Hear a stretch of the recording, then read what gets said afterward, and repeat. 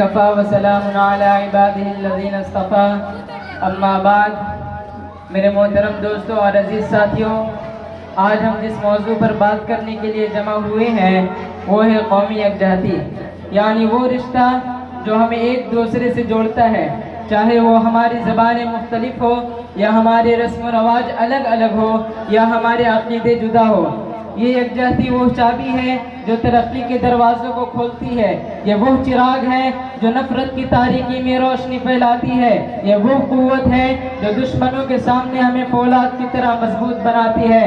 محترم دوستو، ملک ہندوستان ایک باغیچے کے مانند ہے۔ جس طرح ایک باغیچے میں گلاب کا بھی پھول ہوتا ہے، کمل کا بھی پھول ہوتا ہے، چمیلی کی بھی پھول ہوتی ہے، گیندے کا بھی پھول ہوتا ہے، تمام پھولوں کی خوشبو الگ الگ ہے، لیکن جب تمام پھول ایک ساتھ مہکتے ہیں تو باغیچہ خوشگوار ہو جاتا ہے۔ کچھ اسی طرح ہمارا ملک ہندوستان بھی ہے، جہاں مندر میں گھنٹیاں بھی بجائی جاتی ہے اور مسجد سے اذانیں بھی ہوتے ہیں، گرودوارا میں شبد بھی گائے جاتے ہیں اور گرجا گھر میں گھنٹیاں بھی بجائی جاتی ہے۔ یہ تمام کے تمام مل کر ہندوستان کے ایک ایسے موسیقی تخلیق کرتے ہیں جس کا ہر سر محبت ہے۔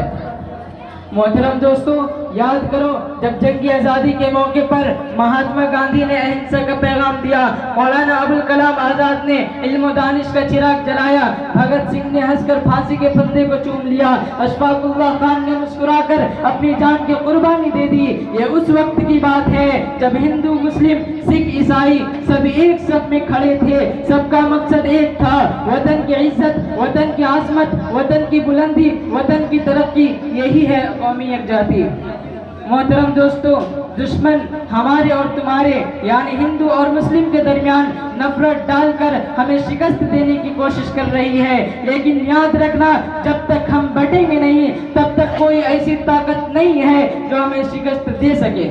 نفرت ایک ایسا زہر ہے جو آہستہ آہستہ پورے معاشرے کو مفلوج کر دیتی ہے، اس لیے ہمیں چاہیے کہ ان سب سے بڑھ کر اس آواز کو خاموش کرنی ہے جو ہماری یکجہتی کو توڑنا چاہتی ہے۔ ذرا سوچو کہ اگر ہمارے شہر میں کوئی ہندو بچہ بیمار ہو جائے اور مسلم ڈاکٹر اپنی رات کی نیند کو قربان کر کے اس کو بچا لے، یا اگر کوئی غریب مسلمان لڑکی کی شادی میں کوئی ہندو پڑوسی اپنی زمین فروخت کر کے اس کا مدد کرے، یہی اصل قومی یکجہتی ہے۔ جب ہم ایک دوسرے کے تہوار میں شامل ہونا فرض سمجھیں گے، جب کسی کی خوشی کو اپنی خوشی اور جب کسی کے غم کو اپنا غم سمجھیں گے، تو واقعی یہ بات ہم کہہ سکتے ہیں کہ یقیناً ہم ایک سچے ہندوستانی ہیں۔ یہ اس وقت نظر آتی ہے جب ایک انسان دوسرے انسان کی ضرورت کو اپنی ضرورت سے پہلے رکھتا ہے۔ یہ اس وقت دکھائی دیتی ہے جب سیلاب میں گھر اجڑ جائے تو محبت کا ہاتھ بڑھانے والا شخص یہ سوال نہیں کرتا ہے کہ تم کس دھرم سے تعلق رکھتے ہو، بلکہ وہ تم کو ایک انسان دیتا ہے، بلکہ وہ تم کو ایک انسان دیکھتا ہے۔ تو آئیے ہم سب مل کر اس مجلس میں عہد کریں کہ ہم ان سب سے بڑھ کر انسانیت کو ترجیح دیں گے، ہم مذہب کو تقسیم نہیں کریں گے بلکہ محبت کا ذریعہ بنیں گے۔ محترم دوستو، ملک ہندوستان صرف ایک زمین کا ٹکڑا نہیں ہے بلکہ وہ سینکڑوں دلوں کی دھڑکن ہے جو ہمیشہ ایک ساتھ دھڑکتی ہے۔ چاہے کوئی رام کا نام لے یا اللہ کا نام لے، چاہے کوئی وید پڑھے یا قرآن پڑھے، سب کا مقصد ایک ہے، وطن کی ترقی، وطن کی خوشحالی۔ اس لیے ہم آئیے ہم اور آپ کہتے ہیں کہ ہم ایک تھے اور کل یعنی ہمیشہ ایک رہیں گے۔